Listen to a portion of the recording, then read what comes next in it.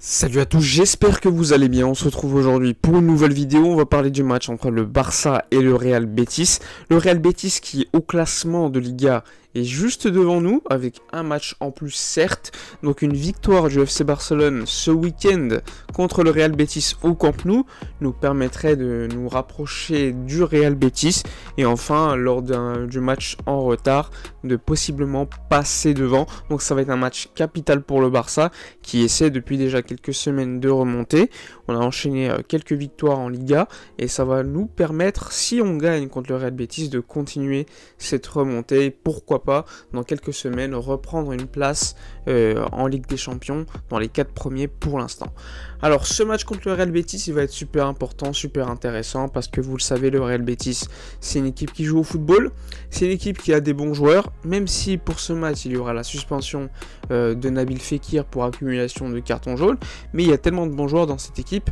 Il y a Canales, il y a Juanmi qui a mis un triplé lors de son dernier match de Liga contre Levante. Il y a beaucoup de joueurs, Diego Lainez, la défense, il y a Bartra qu'on connaît plutôt bien, il y a Claudio Bravo au but, il y a quand même des joueurs très intéressants qui sont passés par le Barça, tu as Juan Miranda, n'oublions pas, qui était au FC Barcelone. Enfin bref, inutile de vous présenter cet effectif, il y a des joueurs très intéressants, c'est une équipe qui joue au football, c'est un peu ce qu'on avait vu contre l'équipe de Villarreal, hein. De toute façon Villarreal c'était une équipe qui est assez joueuse, c'est un petit peu la même chose pour le Real Betis, sauf que cette fois-ci ça sera au Camp Nou. Le Barça gagne très souvent contre le Real Betis. Sur les 10 derniers matchs, quasiment tout le temps sauf une fois, c'était la défaite 4-3 au Camp Nou contre le Real Betis. À l'époque, c'était Quique Setién qui avait été l'entraîneur de cette équipe de Séville.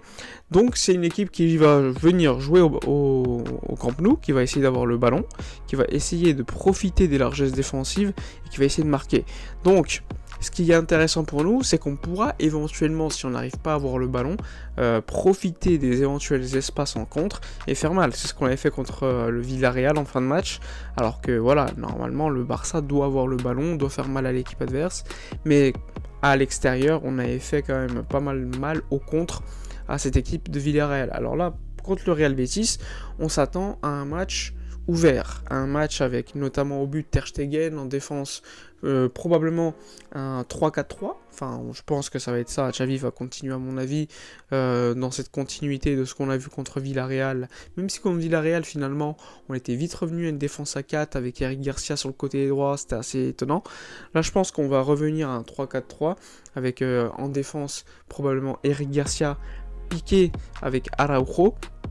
Et ensuite, on verra bien le milieu de terrain, mais ça va être, à mon avis, très classique, hein, avec notamment Frenkie de Jong, Busquets qui est sur le coup d'une suspension s'il prend un carton jaune, Nico, Gavi, et ensuite probablement un joueur comme Jordi Alba tout en haut à gauche, tout en haut à droite offensivement, probablement Ousmane Dembélé, et ensuite Memphis en neuf. De toute façon, on va s'attendre à quelque chose de très classique à mon avis, pas très étonnant, mais c'est ce qui marche ces dernières semaines, même si contre Villarreal, on pouvait être plutôt déçu quand même de la production du FC Barcelone dans le jeu, alors que contre l'Espagnol de Barcelone ou encore Benfica, ça avait été beaucoup mieux au niveau du pressing.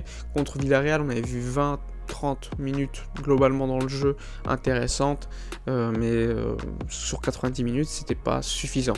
Cette équipe du Real Betis, globalement sur les derniers matchs, est plutôt intéressante, même si elle a perdu le derby qui est quand même le match le plus intéressant pour elle. En plus, j'ai regardé le match, je me rappelle, le Real Betis avait pris un carton rouge. Ils n'avaient pas vu de possibilité de revenir, c'était très difficile pour eux de jouer à 10. Il n'y avait pas eu match contre le FC Séville. Mais bon, c'est une équipe qui est tellement intéressante, qui peut faire tellement de mal à n'importe quelle équipe, que franchement, faudrait pas non plus partir tranquillement. Surtout que le Barça, de toute façon, cette saison, on peut pas dire qu'on est tranquille. C'est une équipe qui a beaucoup de mal contre n'importe quelle équipe. Donc personnellement, je serais pas non plus sûr de cette équipe du FC Barcelone, qui de toute façon aujourd'hui est une équipe qui a besoin de gagner contre toutes les équipes. Mais le problème, c'est qu'elle peut perdre contre toutes celles-ci. On l'avait vu contre le Rayo Vallecano il y a quelques semaines. Et franchement, ça nous avait mis quand même dans le dur avec le départ de Ronald Koeman. Alors, ce match contre le Real Betis, moi, je m'attends bien à un bon petit match ouvert avec beaucoup de buts. Un 4-2, par exemple, ça m'étonnerait pas. Il faudra néanmoins être très efficace devant. Et ça, pour moi, c'est la question la plus importante. Est-ce que le Barça sera efficace devant les buts?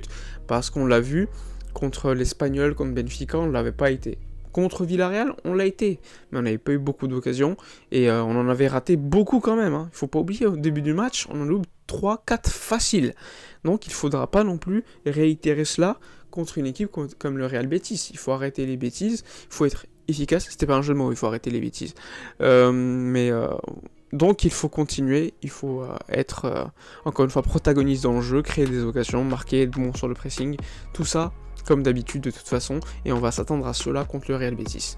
Sinon, au niveau des informations un petit peu annexes du match, on avait vu Ousmane Dembélé, la prolongation, on en parle toujours, avec Joan Laporta qui a déclaré aujourd'hui que Dembélé voulait rester, mais que son agent a posé des problèmes, qu'il voulait quand même plus d'argent, que l'argent c'était pas toujours le plus important, qu'il pensait que Dembélé pouvait devenir un des meilleurs joueurs du monde.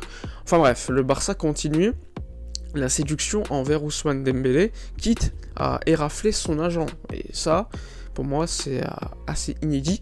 Je pense que le Barça a compris que ça va être très compliqué, que le Barça pense que Dembélé ne va pas prolonger, et qu'ils essaient le tout pour convaincre Dembélé en disant que c'est le meilleur joueur du monde, etc. Des conneries quoi, pour le convaincre. Et d'ailleurs, on avait vu Xavi ou encore Alves déjà avoir des discours très élogieux envers lui pour le convaincre, mais pour l'instant ça n'a pas fonctionné.